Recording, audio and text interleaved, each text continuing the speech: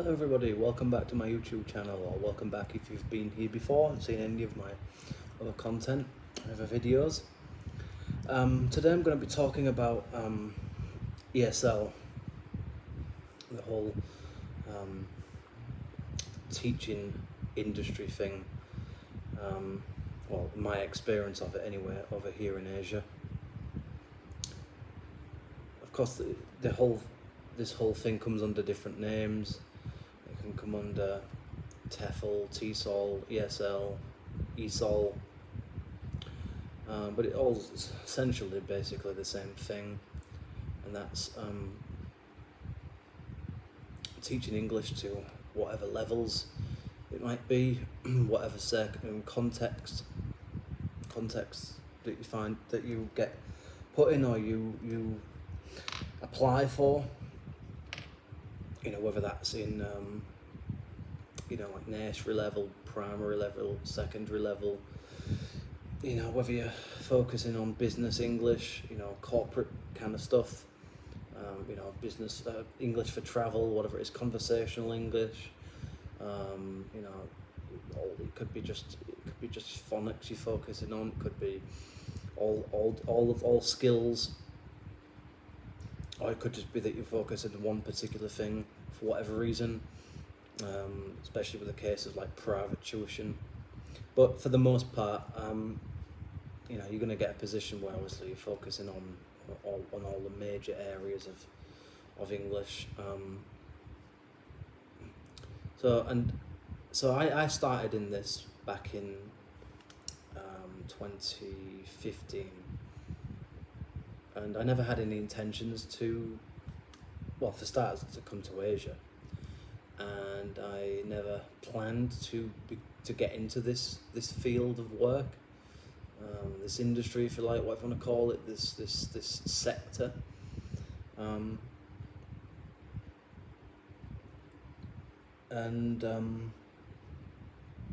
It was kind of, it was, I got into it really out of, it was more of a thing of necessity, really. It was more of a means to an end kind of gig.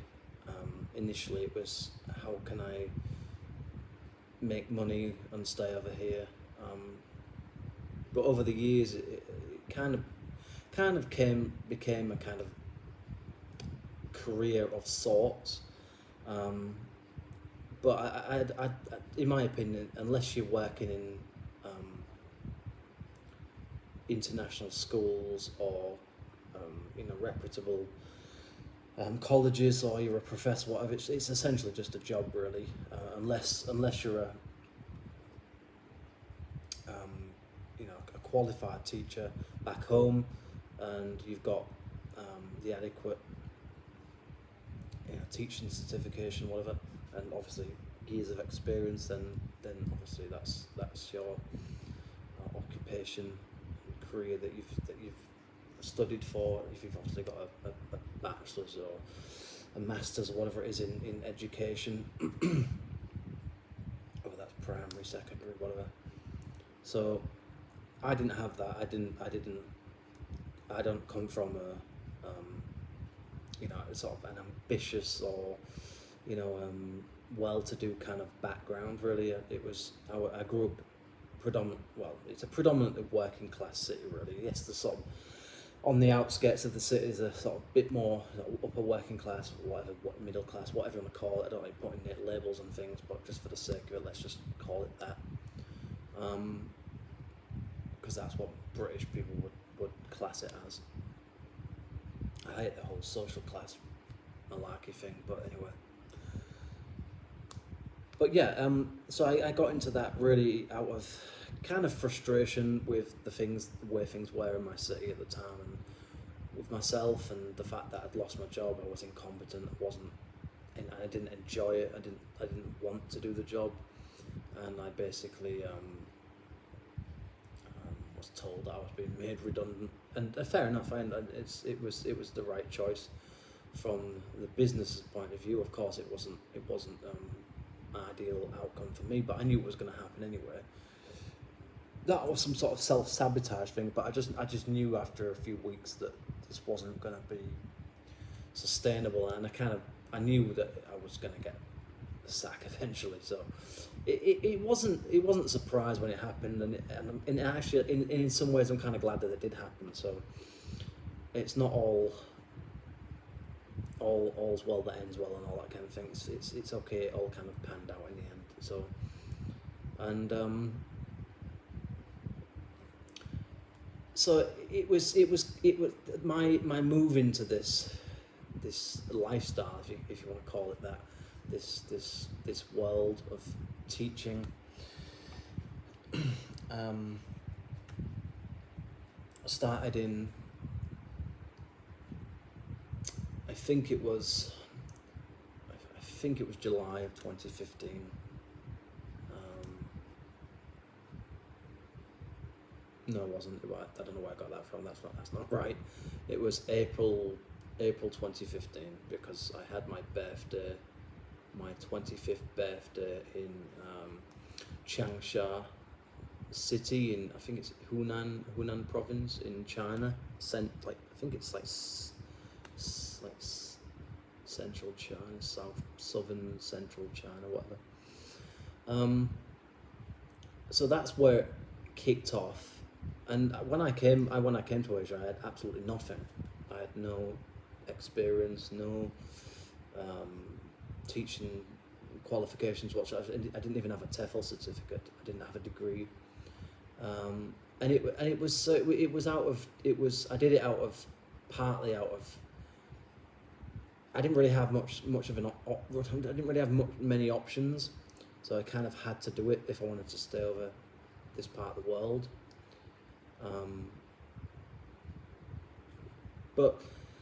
And I'm not trying to make it sound like it was, I had to do it. It was like it was some awful inconvenience or anything. It wasn't like that, but like I said before, it wasn't something that it wasn't, teaching's not something that I ever thought I would get into, or it's not. And the truth is, it never will be my passion. It never will be my.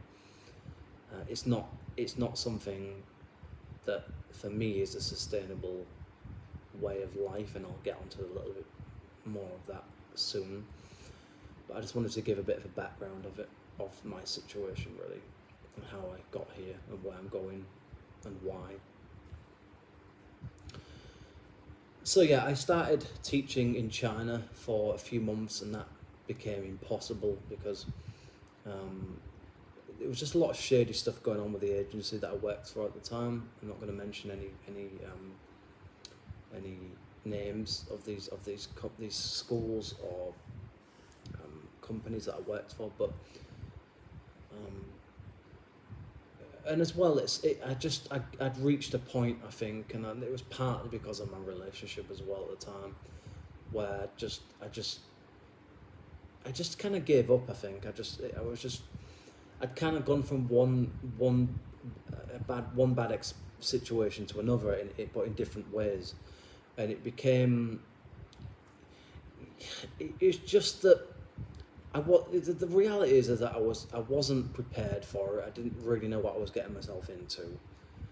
Like I said, I didn't have any experience whatsoever, so that was a disaster waiting to happen.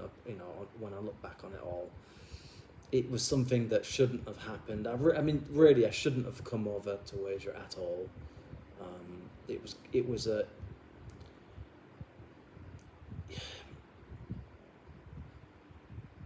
The reality is, I wanted to do, but I didn't want to do it. The only reason I kind of really wanted to come over to Asia. The main reason was really to actually be with my ex-partner at the time. And that was pretty much. I never really kind of intended to go to stay. I think I'd booked a return flight home. I'm pretty sure I did, because I'd landed in Vietnam, which was against the advice of my ex-partner at the time, who told me to come to Thailand. And when I look back at it, I don't regret it necessarily, because it was good to see a bit of Vietnam, and it's good to see a little bit of Cambodia. And Laos as well. So it wasn't, it kind of, it gave me some perspectives, and that kind of ended up being a good thing when I eventually came to Thailand for the first time, because it shows just how impoverished places like Cambodia really are, and I mean even Vietnam's, they're kind of different worlds really, Vietnam and Cambodia, when you compare them to Thailand. Certainly the better parts of Thailand in terms of infrastructure and economically speaking. And it's just there's a lot more cleanliness, I think, overall in Thailand. It's a lot more developed. It feels more. There's a lot more hospitality here. I think there's a lot more. It's much. There's a lot more friendliness, I think, openness, or at least it feels that way. But having said that, I did meet a lot of lovely, wonderful people in Cambodia and Laos. Vietnam, I was kind of a bit. I had mixed kind of feelings about Vietnam. There was certainly some very interesting things about the country, but I never. It felt at the time, and from what I've gathered from watching YouTube videos of people being there recently, it's the same thing. It is very communist. It's very. It feels very oppressive, certainly in Hanoi, but really, just kind of across the places that I went to, it felt too kind of a bit bleak and a bit dull for my liking in some ways. But it was.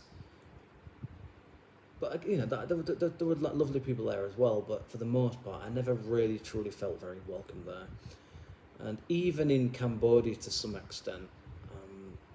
But I think there's more passive aggressiveness in Vietnam than there is in Cambodia and Laos, in my opinion. But that's all it is. It's not easy to. It's not difficult to kind of understand why that is really. I think there's a lot of sort of hangover from, you know, the struggles of the Vietnamese over the past few decades, whatever. But even to some extent, really, even in Laos and Cambodia, I suppose, you know, from time to time, you kind of, you know, you have to kind of know your place, kind of thing, and you do know where you are, and you're kind of made to feel that way, and in some ways that's a good thing, because it keeps you humble and stops you go getting the better of you, and all that kind of thing. But at the same time, it can feel a little bit.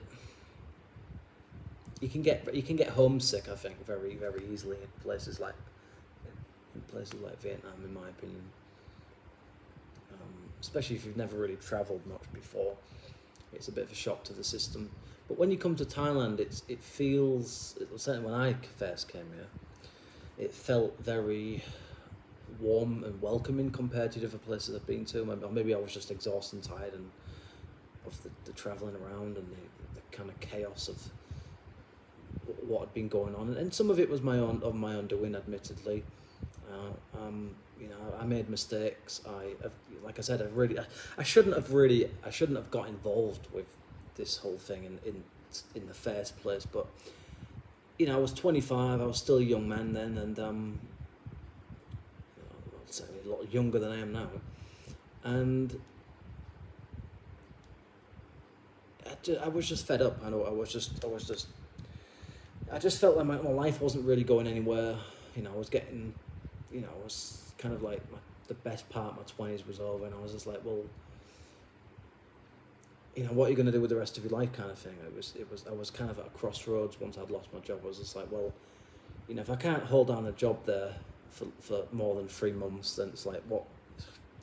I just felt that I just felt utterly disappointed with myself and fed up with my life, and I was so tired of everything, just all the stresses of just constantly the stress of being unemployed and being in and out of work, in short periods of work, and just getting messed about all the time, and agency shenanigans and what have you, and just made to feel, like some underclass or something, or this sense of you're not worthy kind of thing, and this constant feel of just criticism and people trying to put you down all the time, and also expectations upon myself. Like, I was 25, I was like, I didn't really have my shit together at all. I still don't really, which is depressing. So I guess what I'm trying to get at here is I settled in Thailand for a number of reasons, and the only real way, especially at that time, I didn't really have any other options as far as work goes. There's even if you have a PhD, there's very, very few things you can do, occupations you can take up in time, which is fair enough. That's the right thing, as it should be. There should always be more available, more opportunities for locals, natives, than there should be for other people. And that's right. I think that's the right approach for any country to take. But of course, that limits your, when you haven't got much in the way of education and skills anyway. It's like, I was in the reality is I was desperate, but I got lucky. I think I was lucky because of my, I don't know, I guess people just happened to like the fact that I was just, because I could speak English and I had some knowledge, I could technically teach to some degree, to some level, and I did, and I can, and I got lucky by the fact that when me and my ex-partner got back to Thailand in, I think it was July or August time, 2015. There was a period of time I wasn't really doing anything. And then I think I think we came back in July, and then in August or September time, I got lucky by way of, I got lucky because I got an interview with this agency, and the woman that did the interview, she seemed to like me.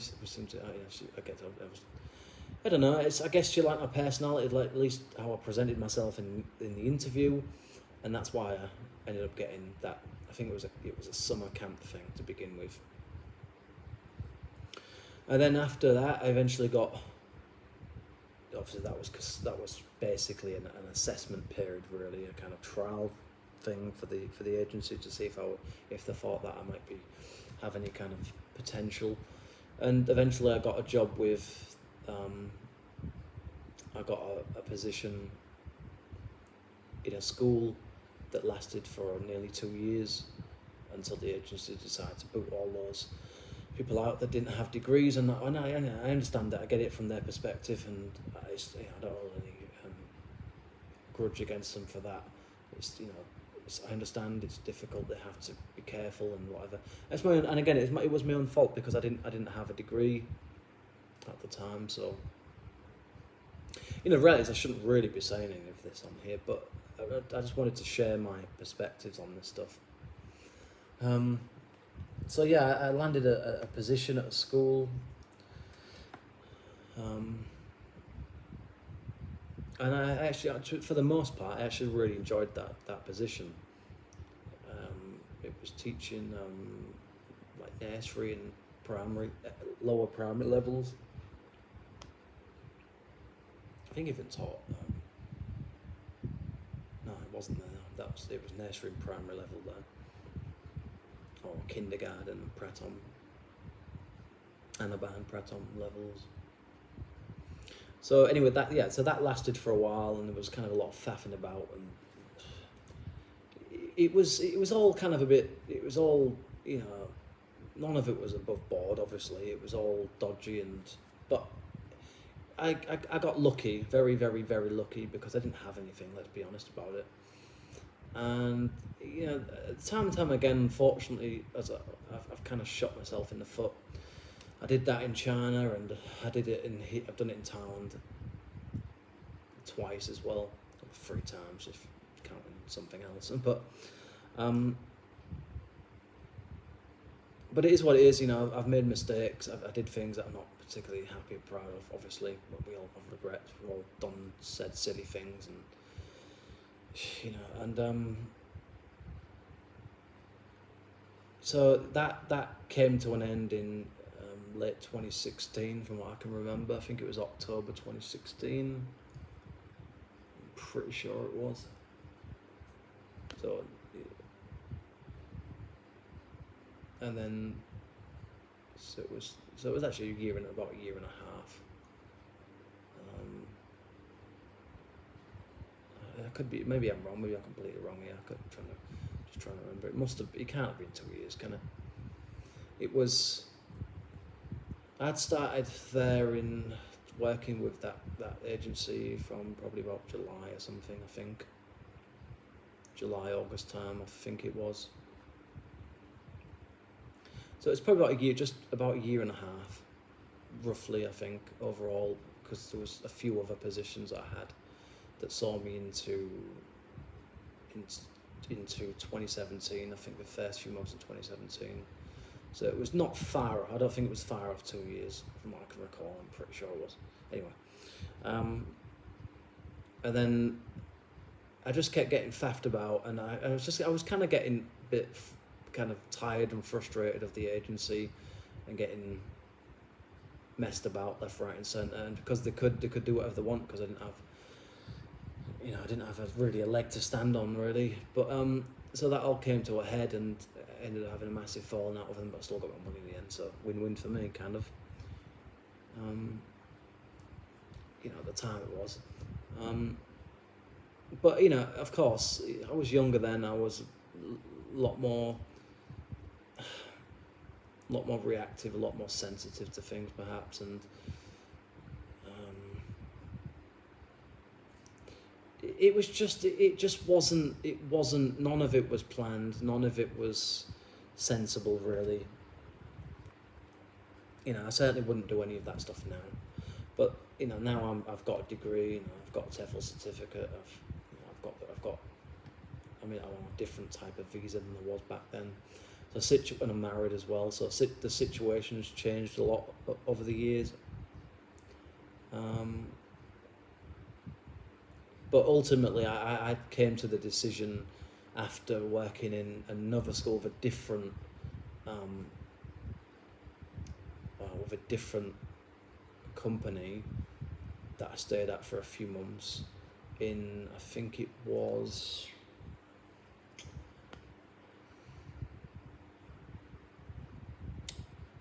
think it might have been July or August time of 2017, I want to say.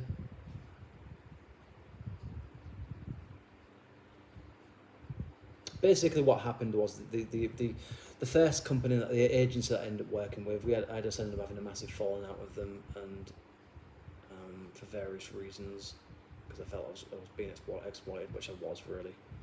But then again, so I didn't help myself, I guess. At the end of the day, I put myself in a position to kind of be exploited. So it's kind of my own fault to some extent, but I just got fed up of it. I got tired of that, so I decided to kind of just draw that to a close. And then there was a period of time where I wasn't really doing much. Things didn't exactly end amicably. Things didn't exactly end well with my ex-partner relationship. They didn't end in a way that I would have liked things to have ended, but so that obviously it was everything kind of just came to a head, and things just weren't working out just in any direction that I went in or looked. It was just, nothing was working out, and I was kind of, for the most part, to blame for it, because lack of foresight. I just wasn't. I was just young and stupid and naive, and kind of really living a bit of a fantasy world, really, a bit of a fantasy kind of lifestyle. It was, I certainly couldn't have done this in other parts of the world. So things I got lucky, and in some ways, but in other ways, it was kind of it was a matter of time before things started to come to a head, and things started to crash down, and excuse the language, shit hit the fan kind of thing. So, my relation, if you can even call it that, especially towards the end, that all came to that drew a conclusion to all that stuff, and so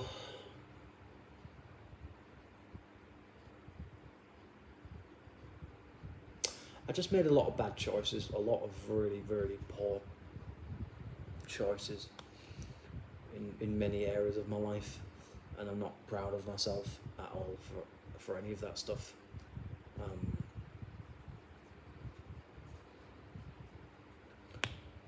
But I did what I did because I was trying, I guess, in some way. I wanted to see a bit of the world while I was still young enough, and at the time when I came over to Thailand, I was still kind of madly I would say in love with my ex-partner, really, to be honest.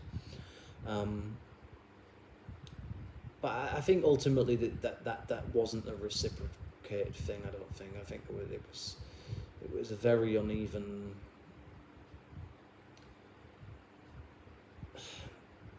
There was a lot uneven intimacy, really. And we're very, very different people, completely different personalities, very different interests. Not really a lot in common, really, if anything. And so that was just again. It was just a very, very. It was a silly decision on my part to get involved in that relationship. So I kind of blame myself more than I do her, really, because no one forced me to contact her with a number that she gave me. No one forced me to get involved with her. I consciously made those decisions to get involved in that drama, which it became, and I was partly responsible for. I didn't help matters at times. It's all kind of a bit. It's regretful, really. It's embarrassing. It's kind of cringe-worthy thinking about all of it, and but you're only young once, and everyone has a bit of a whirlwind. Everyone kind of has a bit of a crazy time in the 20s, and my 20s were no different probably than some other people's. You don't really know what you're doing. You're naive. You think you know things about the world when you don't know shit. But anyway, this I'm going on a tangent here. So, it was never going to work out with my ex-partner. It was never going to, and I should have realised that back in 2011 when she left, and I was just so ultimately just desperate and lonely and depressed that I was looking for a way out. That's the reality of it. I was looking for someone to get me out of that rut, to help me to get me to something better. And I think in the end, I thought that that's what my relationship would be able to do, partly because I thought, well, if I can come over here, maybe I can try and have a better life, and maybe we can try and make a go of it. Even though really, in reality there was a massive age difference. We're completely different stages of our lives, entirely different people, entirely different interests, just different outlooks on life, different priorities, obviously because of our age differences. So anyway, that's enough about that. But yeah, I wish it hadn't. I wish things hadn't have panned out the way that they did, but it did, and I can't undo it, and that's that. So let's draw a line under that for this video. So anyway, yeah, all that came to everything kind of ended in that, and I was just kind of. It got to a point where I just couldn't live. We couldn't live together anymore. Because we were just bickering all the time, we was at each other's throats non-stop, and was just toxic. We were both being toxic. We were both being miserable. We were both miserable, and we were both taking out on each other. So in the end, because of the way I was feeling everything at the time, and partly because of the opportunity, I went off and had an affair, basically, kind of. Not really. It was more of a kind of just like prostitution, I guess you could call it, really. Let's be honest about it. But anyway, I ended up getting kind of involved with this individual to some extent. It was, again, a very silly move, and it was because I was just... I just felt like I had nobody at that time. I didn't think I could feel like I could talk to anybody how I was feeling, and but it was wrong. It was wrong. It was. I shouldn't have done it, but my relationship was over. It was done with, and it had been done with probably for a few years, really, even long before. If you can even, it wasn't even a relationship. It was a kind of friend with benefits type situation that went on far longer than it ever should have done. And I think we both got clingy for different reasons, really. I think we both were attracted to each other for the wrong reasons. To be honest about it. So yeah, that all came to a close, and then I was kind of like, well, what am I going to do now then? I can't live here anymore. I've got to move out. So towards the end, I was like on Tinder, and I was just like, well, that's clearly over and done with. So I might as well just pack up and I was in my final job at that time with the first agency I ever worked with, and I think Tinder was blowing up at that time. This would have been late 2016, I think. Very, very late 2016, towards Christmas, I think. November or December time, whatever it was. And I ended up meeting what was now my wife then through that app. And we just kind of hit it off. So it just sort of worked, and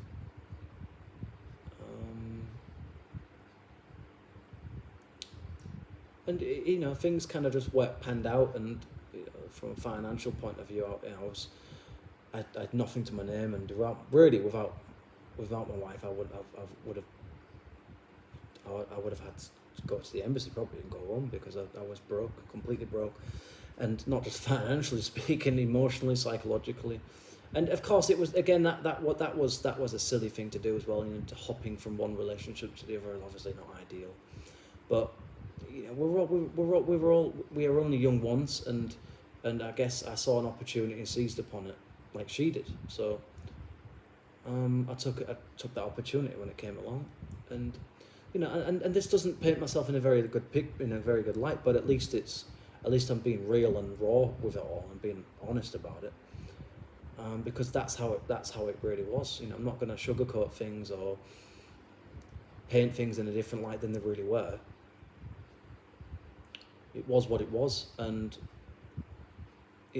things kind of just sort of worked out, and then I ended up moving in with her for kind of we started staying together for a while, every weekend.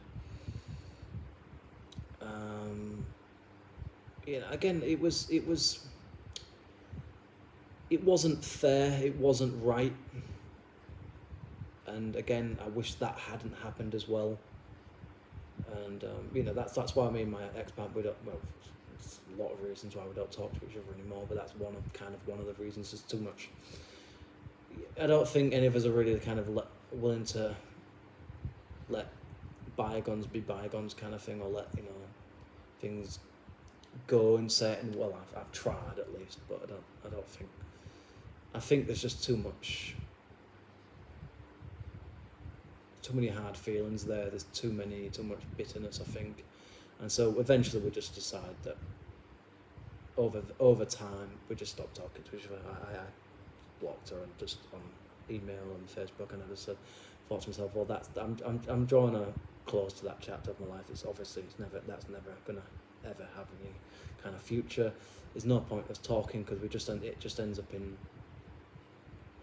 we've both kind of got seething, sort of elements of resentment, I think, about each other for different reasons, and it just wasn't. And as well as me being married as well, it was obviously time to move on and, just let it go, let that go, let that part of me go, let her go. Things had been what they had been. I made a ton of mistakes, so did she. Neither of us were perfect. We both made fucking stupid decisions. And it had to come to an end. Sooner or later. In every way. So I met my wife.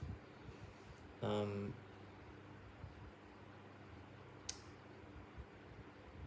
then I eventually got another job working for another school, but that didn't pan out. So that only lasted there for a few months because of what I saw happen at that school, and the fact that I was being kind of people with management were kind of taking the piss, as were two colleagues that worked there as well. Basically trying to take advantage of the new guy by not turning up to work every few weeks. So they had to get me to cover their classes, whatever. And it was not just that. It was just, you just never really felt valued there. I never really felt. Yes, I got satisfaction from working in the centre, but apart from the private language school thing, the actual school was a nightmare, and I hated it pretty much every second of it for the most part. And I don't regret leaving that job. It was the right thing to do at the time for a lot of reasons. And so I got to a stage anyway. This has been kind of a very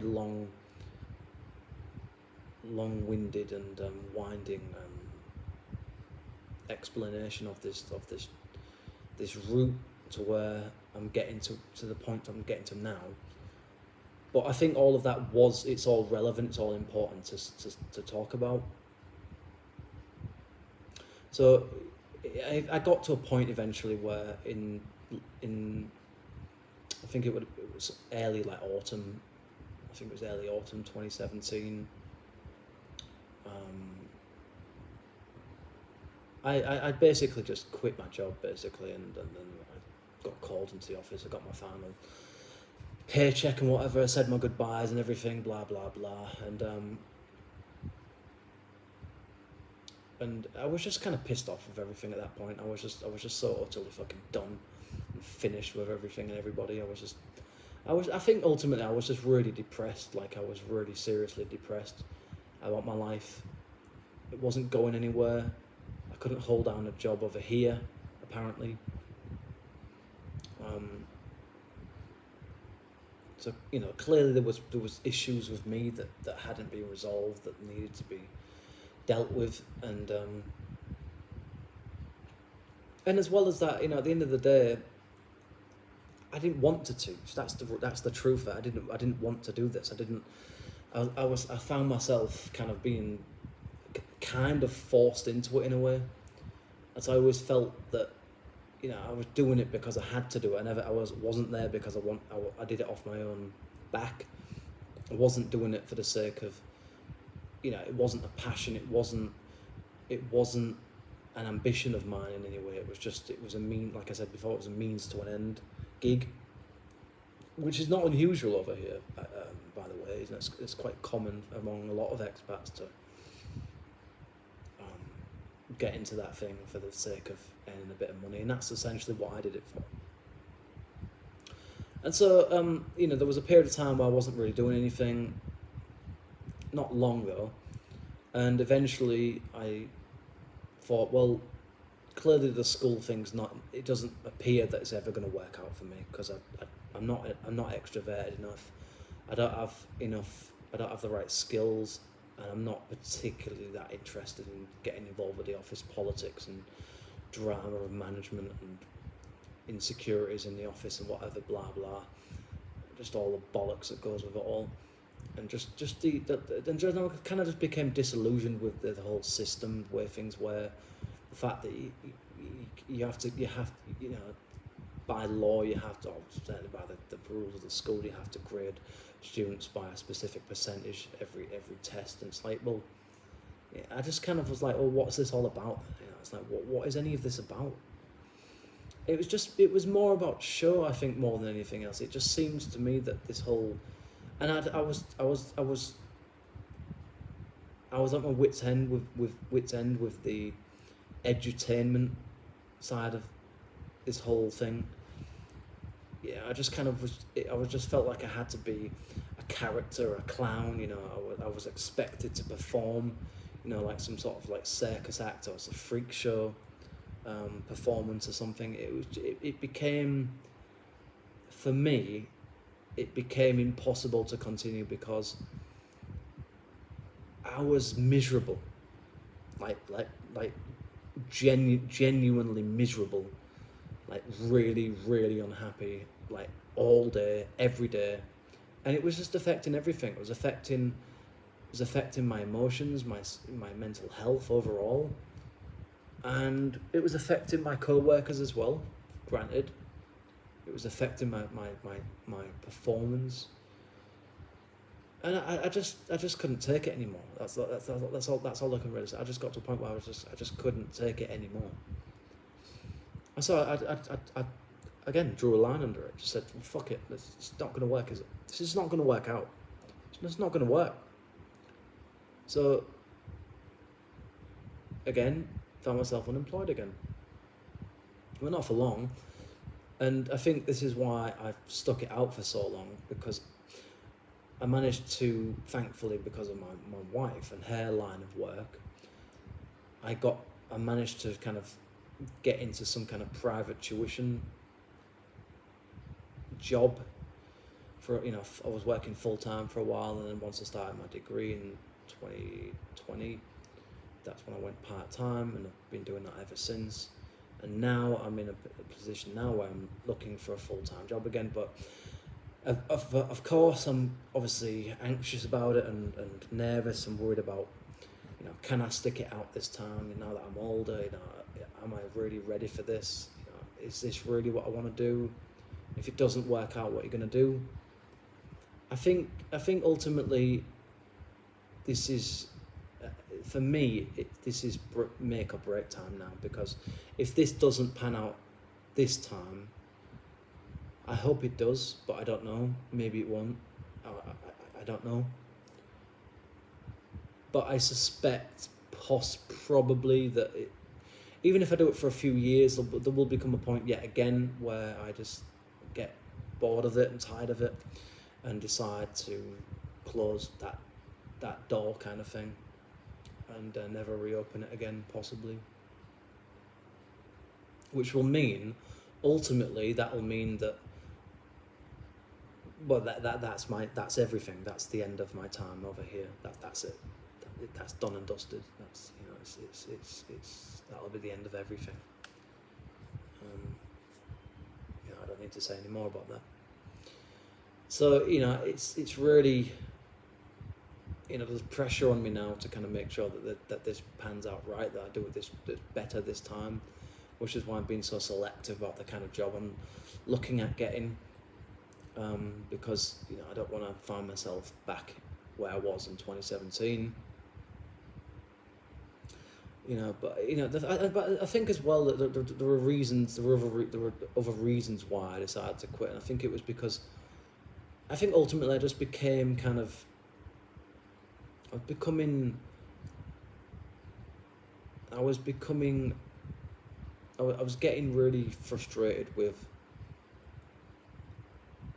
the kind of people that I was surrounded by as well, like, and just the fakeness of people, and you always really felt on your own in that line of work. You never really felt that anybody really gave a shit about you, that anyone really cared about what you was doing. It's like, I don't know, obviously as an adult you're expected to do a lot of things on your own, but there's a point where you start to become kind of like, you almost feel like a ghost really. It's like you're just expected to turn up and to turn the notch up to 100 every time you go into the classroom and put on a show for everyone. It's like, and that's kind of, I think, ultimately why I preferred teaching the older kids, because it wasn't so much of that. That's why I preferred like Matheom level stuff. It was still challenging, but it was more interesting to me. It was, or even the primary level stuff. It was less of the, this sort of over the top, exaggerated, bursts of energy kind of thing that you're expected to put on at any given point, and not just that, just being, like I said before, being taken advantage of and being put down because of your circumstances, and people just trying to belittle you and mock you down, trying to put you in your place because of where you come from and the way you sound or whatever.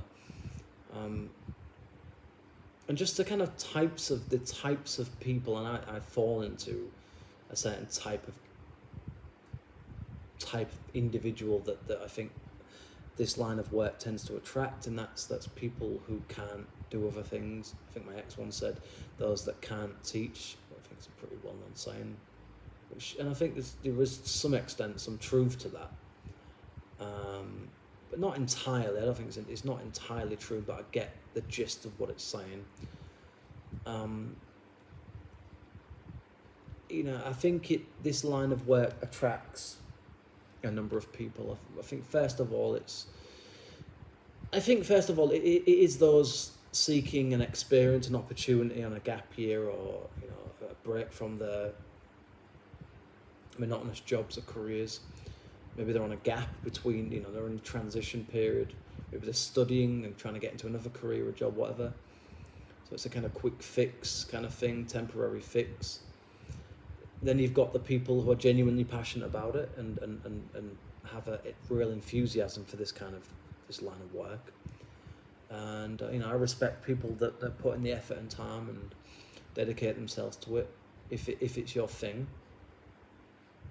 Then you've got the kind of like hippy dippy type, the kind of very left liberal like type of people that come over here seeking to find themselves kind of thing, going on some drug fueled, spiritual journey or whatever.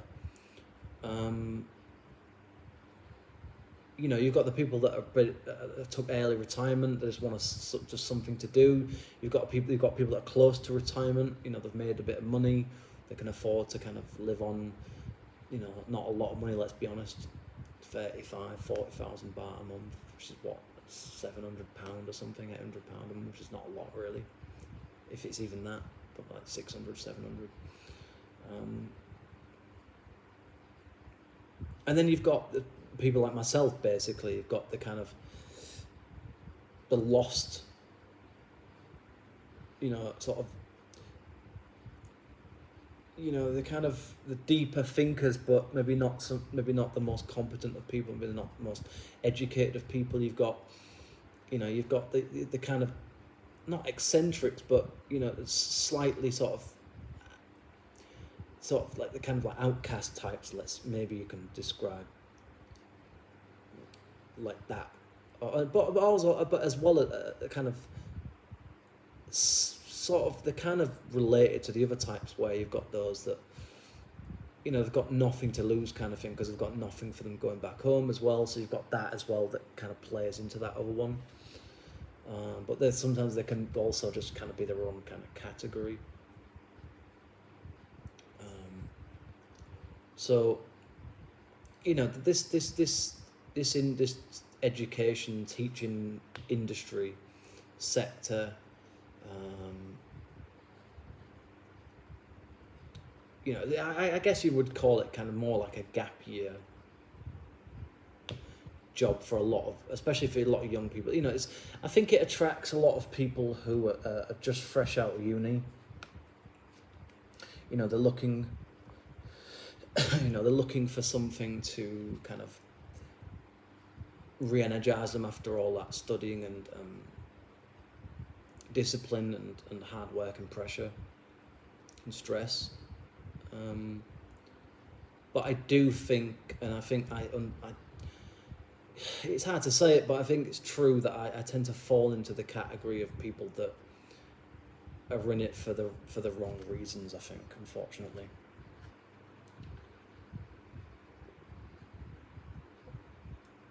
And essentially get stuck in it. You know, I was reading something not that long ago about, there's an article about ESL teachers, and I saw a YouTube video about some guy that had started his own e-commerce business or whatever it is, and you know, was talking about one of his friends that had been doing the same thing for 5 years, and I don't know, I think it does attract a certain type of person, but it also, in some ways, those, you know, that's not to say that any of those particular types of characters are all positive or negative aspects to being a teacher necessarily, but you know, there are benefits and good things that can come from any of being in any of those categories. But I think ultimately this kind of work, I think it's more suited to those that have got, I think, need to have a certain degree of self-confidence, and I think probably need to come from, you know, fairly kind of well-to-do families really, and have, you know, fairly well educated, I guess you could say. I think it requires that type of person to succeed in a lot of areas in life, I think, overall, but certainly when it comes to teaching over here, at least. I don't know what it's like in other parts of Asia or the Far East, but over here there's a lot, especially in Thailand, there's a lot more emphasis on Sanook, which basically translates to fun, enjoyment. And so I think if you're the kind of, if you have kind of a happy, upbeat, kind of, you know, more extroverted kind of personality character to you, then this is something that you can probably tolerate and work through, and you might enjoy it, you might be good at it. But that can also, but having said that, it's not always the case. You know, there are obviously a lot of people that are introverts that are doing this as well, but I think it depends on what you're teaching and what grade you're teaching ultimately, as to, and the position, you know, the management, everything. There's a lot of things that combine together. But I do think for introverts, for those who are introverts who plan on doing this, you know, I think they need to be. You really need to be doing it for the right reasons. I don't think you should ever just come over here and teach for the sake of not having to go back home, because I think that you're doing people a disservice, really. I think you're certainly doing, unless, you know, it depends really. I mean, if you genuinely have an interest in it and a passion about it, love it, get energy from it, you know, I just think that ultimately it's really, it's a bit of a mugs game, really. Yeah, the whole ESL thing. It can be rewarding, I think, if you're in the right position with the right company. But I think for a lot of people, it can lead to a lot of disappointment and disillusionment with the whole thing over time, especially here in Thailand.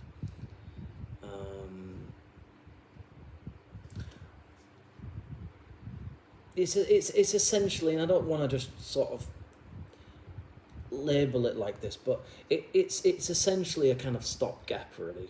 It's for a lot of people for a lot of different reasons, and it attracts different types of people, personality types, that often don't work very well together because they're very, very opposite, just very different.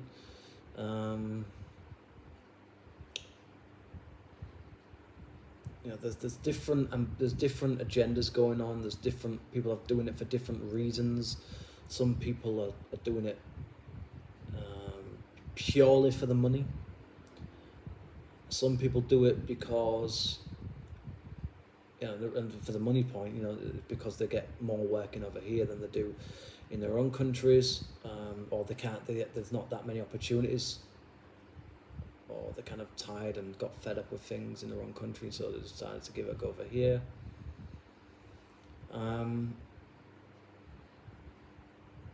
There's people that are doing it. There's some people do it because they might not have any children of their own, or the children have all gone, have all left the nest kind of thing, and they kind of want to be close to feeling what it is to be a parent, I guess, to some extent, especially those in the sort of 40s, 50s, 60s that are still doing it or have got into it later in life. But I think for the most part, if I had to make a kind of generalisation, I'd say it tends to attract, I think, those that are kind of lost in life a little bit and not really sure what they want to do, where they're going, or don't even know who they are, and they're kind of going with the flow and just kind of doing that until something better comes along, maybe, or they're just taking a break from their own country because of economic problems, social issues, or whatever it is, political dissatisfaction, whatever. So there are a lot of serious and credible reasons why people get into this, and in my experience, a lot of the time when people leave this industry, often not.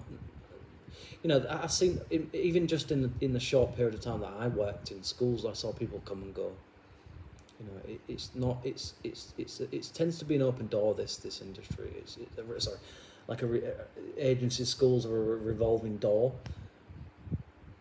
People are coming and going all the time. People come into it with certain expectations and standards and false ideas and perceptions of what this thing is, I think,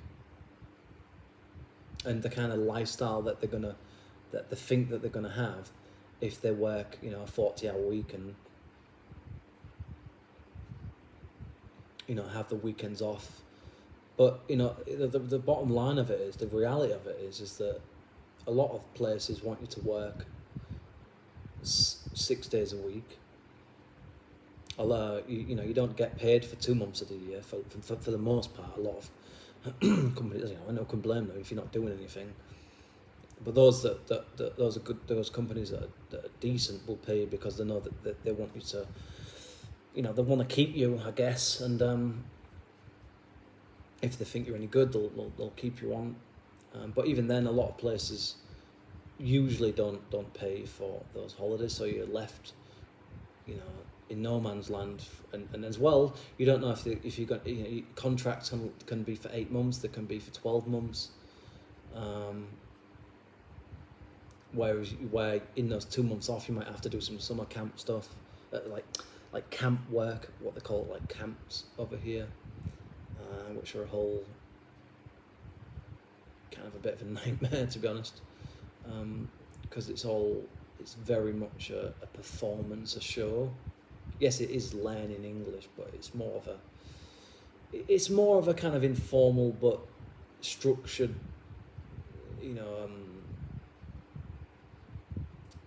bit of fun, really, for the kids, and it can be for someone like me, it's physically, mentally, emotionally exhausting doing this kind of thing, and that's kind of why I want to get out of it at some point, because it's not really. I want to stick it. I want to try and stick at it, but at the same time, part of me is like kind of kind of pulling away from it, and I don't know, I don't know, it's like there's a part of me that's, you know, do I just accept that this isn't a match, this isn't, after all this time being here, but, you know, that means that everything's done, you know, I've got to go home, I've got nothing else I can do over here. I've only got a simple bachelor's degree, I don't have a master's in anything, and even if I did, you know, you're still limited, like I said before, with the kind of types of work you can do over here. I mean, what can you do? You can work in schools, you can try and open a business, you can work in like e-commerce. I think you can, very, very few jobs in like the hospitality sector, maybe some kind of like call center stuff, maybe, I'm not sure, but I think for the most part that's pretty much it. You know, the vast majority of people that come over here from the West come here to either teach or to open a bar or some kind of business. That's predominantly the situation.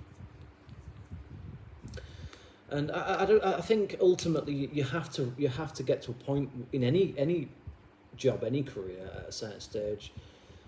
If you feel like your life's not going in a direction that you want it to, you kind of have to come to a realization that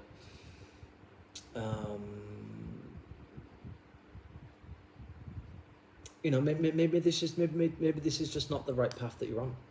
Maybe you're not on the right path in life, and you need to suffer a little bit, maybe for temporarily, to get back on track, to do something that you want to do, or to find something that might be better suited to your personality or character. And I think that's why ultimately I've been so unhappy at times, not all the time, but at periods in the time that I've been here in Thailand, where I felt myself being, I've become very isolated and withdrawn and disillusioned and kind of disassociating, really, in a way, and disconnecting from the world and reality just in general. And I think part of that is because I've been here for so long, and I just think that sometimes think, you know, maybe I just need to accept what I've kind of just been denying for so long, and that's maybe this just isn't going to work. You know, maybe after, you know, I've been here since 2015, apart from an 8-month spelling back in the UK, from 2018 to 2019. So, you know, I've been here for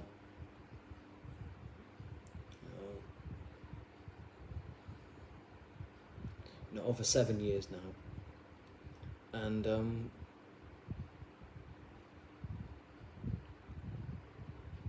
you know, things can, you know, being away from home, being away from your family, people that understand you, people that have a sense of humour similar to yours, you know, certain things that make you who you are, and things that, being around things of your own culture, I think that over time, that physical distance from those things, I think, can really mess you up over time in some ways. And I'm a deep thinker anyway, so I'm always kind of pondering on things. That's kind of why I like making the videos, because it's my way of expressing some of those you know, things that I want to share with you. But I think ultimately, you know, I will certainly give it a shot and try for the foreseeable future with this whole thing. If it works out, great. That's wonderful. In some ways, I hope it does, because of my circumstances and the consequences that would happen if it doesn't. And I think, honestly, I think that's kind of why a lot of people stick at it and stay over here for so long. It's not because they're, you know, have some deep desire to to teach, although they might enjoy a sense of fulfillment in certain ways from teaching, which you do get if you're with the right I think if you get, a good group of students, a good, for the most part, a good classes, not too many not too many issues with students and whatever, and co-workers and management and whatever, then it can be sustainable if you've got other things in your life kind of sorted out in certain ways.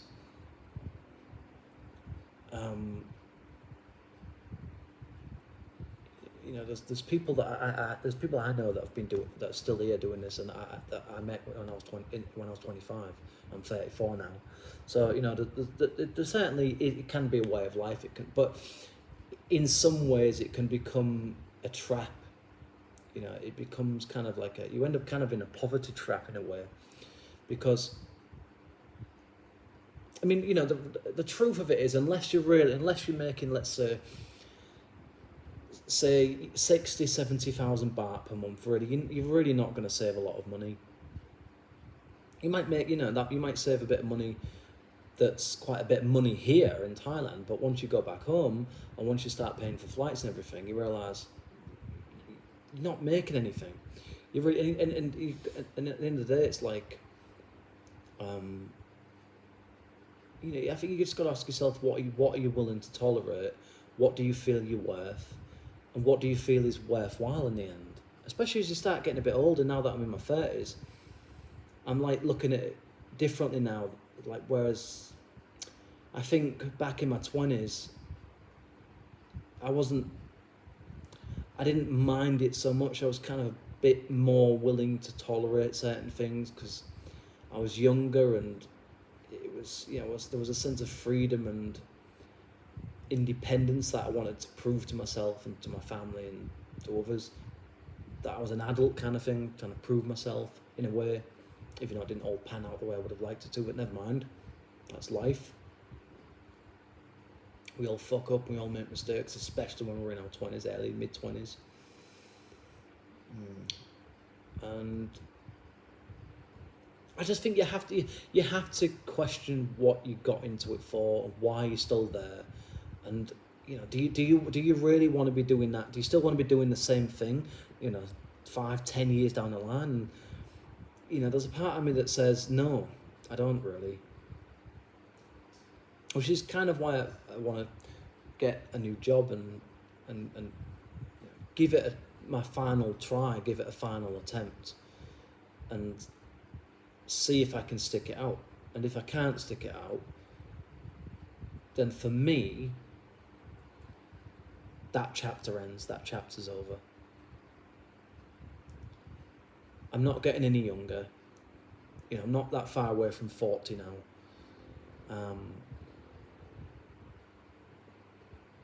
And I just don't want to waste any more time. I don't want to waste any more of my life on something that I'm not good at. I don't really care about that much, really. I mean, I care about the students, but I don't particularly enjoy. I like seeing the students develop and get better and become more proficient. I like getting my students from somewhere to somewhere, somewhere better than where they were before. But it's not like, for the most part, most of my students have developed more than anything, really, their speaking and listening skills, their reading skills, but not so much emphasis on writing. It's more like speaking and listening for the most part, because things like writing and reading, things like that, they tend to do a lot of that stuff at school anyway. So I took it upon myself to kind of focus more on the speaking and listening side of things, pronunciation, conversation stuff, some business side of things. And I think for the most part, I've done well actually as a private tutor, if you can call it that, but let's just say that's what it would be classed as. I think I've done well, and I'm proud of myself, and I'm proud of my students that I've had, even though I've had some of them for a few years, I've only had some of them for a few months, for various reasons. Most of the time, the thing is, a lot of things don't last over here. and situations can change very quickly. But, you know, students often go to new schools every few months for whatever reasons. Parents don't like the way you teach, or you get fed up with a student for whatever. That's happened. So, you know, it's not. I'm not like pointing the fingers at everybody else here. You know, I've certainly not been a perfect teacher by any means, but I think I certainly enjoyed it more, and I think I tried to put more effort into it than probably anything else I've ever done, really. Certainly in this whole thing of ESL over here. So, you know, for me, it's been a kind of a mixed experience, and I don't know how it's going to end, but it's certainly going to end in some way. Some outcome's going to happen over the next few months or next year, whatever, next couple of years, and what will be. And before I go, you know, to anybody that's thinking about getting into this whole teaching path, if I want to call it that, you know, pursuit, I would say, I think I would have to say that don't just come here. I don't think you should come here just for a gap year and do that. If you're going to come here for a gap year, travel around, that's it. That's what I would say, you know. Yeah, save up money and allow yourself to have that freedom of traveling around, so you don't have to teach, kind of thing. You don't have to do that. But for those who want to come over here and teach, just make sure that you've got try and gain some kind of voluntary experience before you come over here. Make sure that you actually have the right, make sure you actually have a certificate where you've actually been able to practice the things that you've learned, rather than just learning all the theory and stuff behind it, and, you know, just kind of reading things and doing things online. That's all good and well, but you really need to have the practical experience. You need to really be in front of kids and experience the things, the pressures and the stress that come with that. You know, being in front of a group of 30, 40 students or whatever, you know, it's a lot of pressure, it's a lot of stress, and you really need to have the kind of right, I think ultimately the right kind of mentality, attitude, outlook, and more than anything, I think it really boils down to character and personality, and I think there are people that are more suited to this than others. I don't want to generalise, but I think probably, yes, there are good teachers from all social classes, all backgrounds, but in my experience, I think those that tend to come from more affluent areas, better, wealthy areas, tend to do better, because they tend to have more self-worth, confidence, direction, more ambition, like I've stated earlier in the video. And I think you just have to also have a certain level of intellect. Not so much with regards to it's not so much it's the job, but you have to have you need to be able to. You need to have other hobbies and interests and things to do besides going to bars and things like that and partying your way. And, you know, it's I think it can be a great experience and opportunity, especially for younger people, or those needing something to give them some sense of purpose again in life. Maybe they've been stuck in a career for 10, 20 years, whatever. I think it can be good for... I think it requires a certain... Really, to be good at this gig, you really need to have a lot of things lined up, I think. Not saying that it requires perfection or anything, or it requires like role model per se, but or somebody of great. You don't have to be an entrepreneur or someone with like massive ambitions or to be a visionary or whatever. But you have to. I think there's certain people that tend to succeed better at this than others.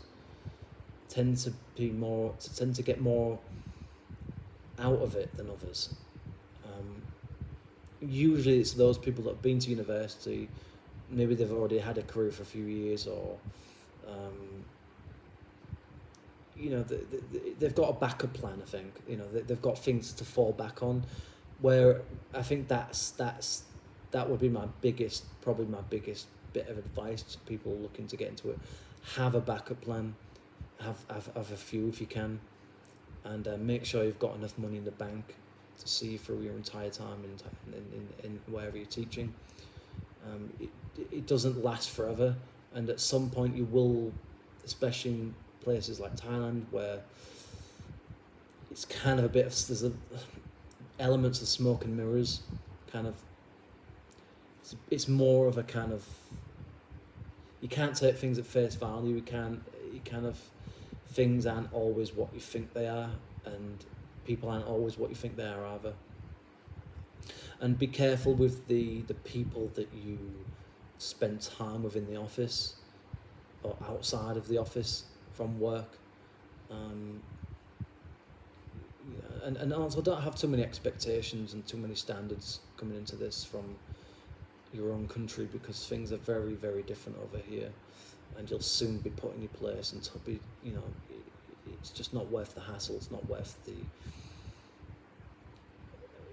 the awkward conversations and resentment that can build up from kind of standing your ground, being stubborn. Even though you might be right about things, it's just not worth getting into the hassles and dramas of what you consider to be right or wrong or whatever it is in that regard. In regard to discipline, management, curriculum, whatever it might be. Ultimately the best thing you can kind of do over here is to kind of keep your kind of mouth shut, go to work, go to wherever you're teaching, do your job, get your salary every month, try and save 40-50% of it if you can, because obviously there's times of the year where you're not going to get as much work, if any, and you don't know, like I said, you don't know if your contract's going to be renewed or not. That's one of the downsides of this whole thing. And you just don't make a lot of money. I mean, even I've seen positions here for professors in universities, and they're only making like 90,000 baht, which is not that much money really when you think about the kind of the exhausting demanding nature of that kind of context, that level of education that you have to give, and the demands of that and the stresses, everything. So I think you have to look at everything and be careful what you wish for. Again, like I said in my previous video, just be very careful why you end up over here, why you end up in teaching, and really sit down and have a good think and discussion with yourself. Why are you still doing it, and what's your future? Because for most people, the future after a few years is going back home, being disappointed, being disillusioned with everything, being a little bit jaded and bitter. For some people, they come here for a year or two, they have a plan kind of thing, and that's those people tend to do the best. The people that have a plan, they have a backup plan, they come here, the plan to stay for a year or 2, 3 years, whatever, and then they go home. I think that would be in my opinion, that's the best thing to do. Unless you're going to get citizenship, unless you're going to be teaching in some really good institution, some good school, college, university, whatever. some good with with good contract benefits and whatever, insurance and all the rest, I would say stay clear of it. Don't get involved with it. You're better off just because you just get yourself into a whole load of hassle that you can find yourself becoming increasingly more difficult to get out of as time goes on. And as well, the longer that you're here, the more difficult it's going to be to adjust back in your own country with the whole reverse culture shock thing, whatever they call it. And just assimilating there, and we might not be able to adjust quite as well anymore. And also as well, kind of becoming unemployable or find yourself underemployed if you're not careful as well once you go home, because you haven't been there and haven't paid into the system, and you haven't paid towards your pension scheme unless you've somehow been able to do that. But so it can work for people, but I think there are very, very specific circumstances, personality traits, types, kind of requirements, I think, that you need really to do well at this thing for any length of time. I think, in my opinion, the best thing you can do if you're not planning to go home is to stay in a country for a couple of years if you can, save up some money, and then go and do it in another country. I think that would be a better way to deal with things. But you got to ask yourself, who are you really? Is it really for you?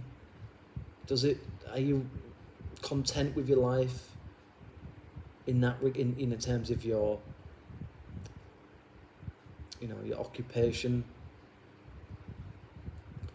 Can you save money? Do you have any, are you going to be able to afford to have the lifestyle that you want? Is this going to give you the life that you want? And if it's not, get out of it. Get out of it, because you'll be here in 5-10 years down the line.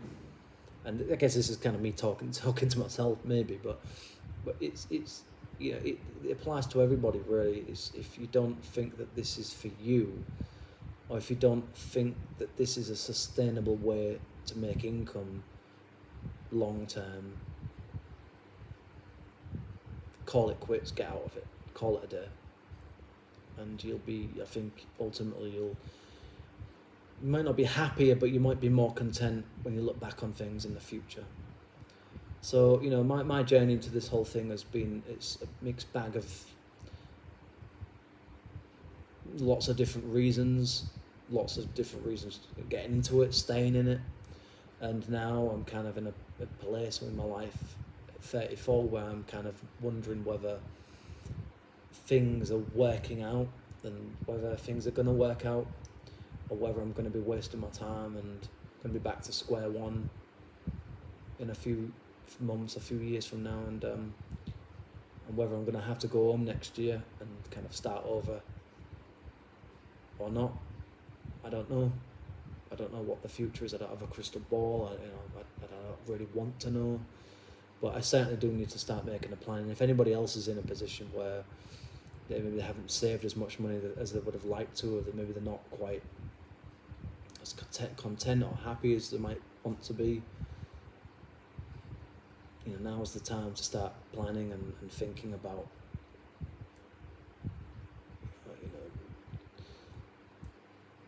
what do you want to be doing in the future. It's like,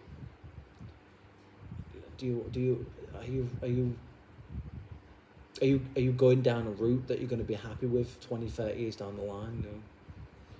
It's of course nobody can tell the future on 100%, but at some point that you will look back on this period, and at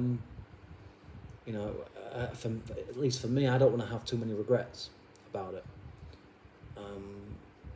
Of course I will have, but if I make smart choices, then hopefully I won't have too many, and that's kind of my wish for you really. And so this video's kind of been a bit of advice. It's been an explanation of my whole kind of, well, not every single detail of it, but a kind of general overview of this whole thing, and I hope it's useful for somebody who might be getting into it, or might be in it now, and they're kind of at a crossroads or facing a dilemma. They're not quite sure how to feel, what to think about this anymore.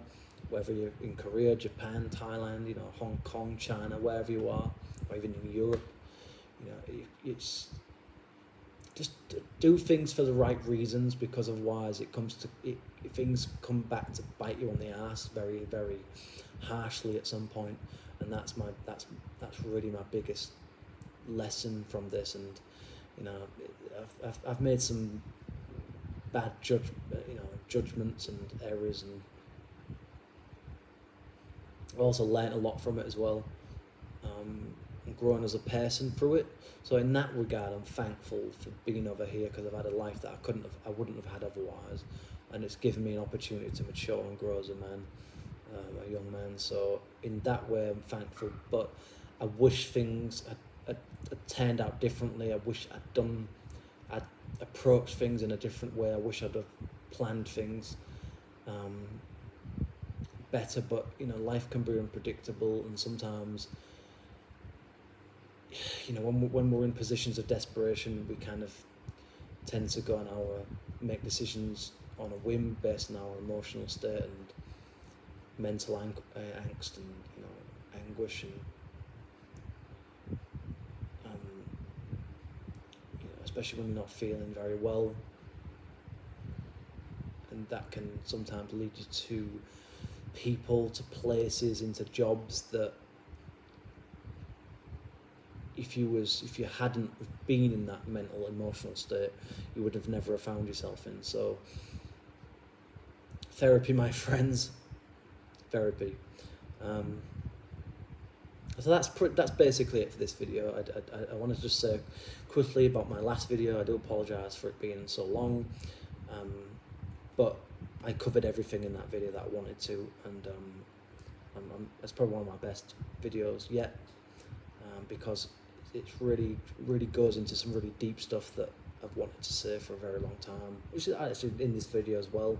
So yeah, I hope you've enjoyed some of it, and I hope that it's useful for you in some way. So yeah, I'm going to go now. So thank you for listening, and I will see you on another one. Okay, thank you very much. Bye bye.